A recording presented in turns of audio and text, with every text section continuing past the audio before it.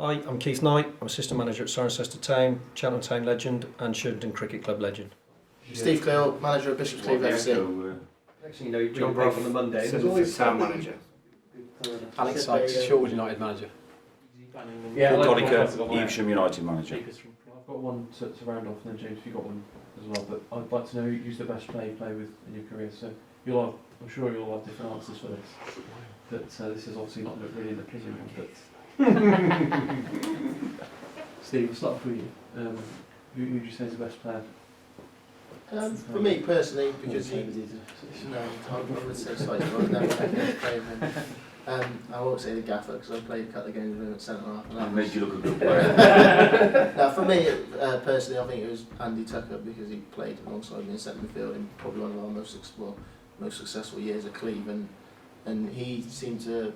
He had a good range of passing, and he was good. He was a good captain on and off the field, and I learnt a lot from him. So I'd have to say Tux, yeah, to be honest. Yeah, Collie, who's the? In the professional game, played against, and fortunate to play against some of the greats, but at non-league level, I'd say probably Mark Boylan.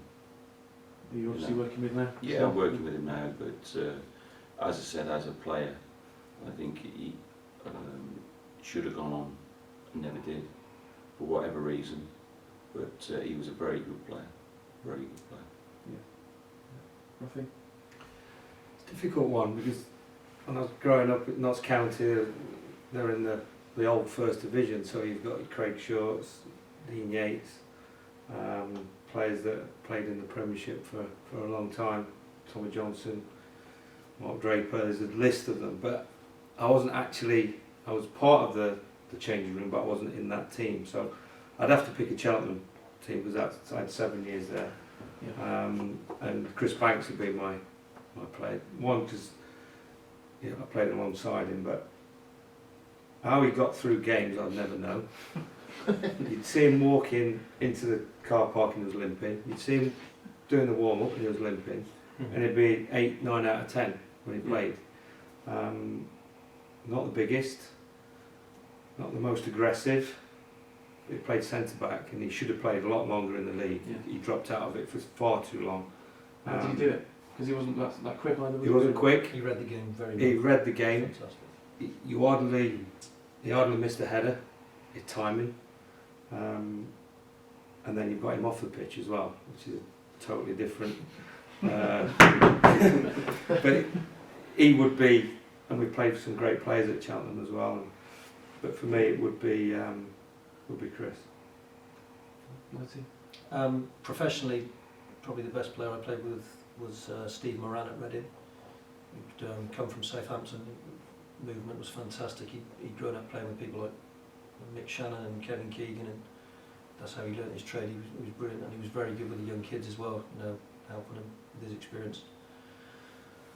Non-league wise, there's been a lot of them, I suppose, but the best player I played with was in my first era at Cheltenham would have been a lad called Peter Shearer. It was fantastic footballer. Darker. Yeah, coloured lad. Played with his brother as well, Mickey, but Peter was, he could do everything. He was box to box, great pass for the ball, aggressive, scored goals. Probably didn't get the credit he deserved at Cheltenham because he sort of took Steve Brooks' limelight a little bit, and everybody loves Steve Brooks, but I think Peter Shearer was, in my opinion, He did go on. He went and played in the Football League He after played that, against him again for Birmingham. Played He for played for Birmingham Birmingham, Wolves, and he's yeah. got the hardest head Yeah. I've ever clashed with. Well, again, off the pitch, I would imagine he's quite a horrible person to play against, but to play with he was fantastic. And off the pitch, he was, meek and mild. Really, he was real good lad. But he was fantastic for him.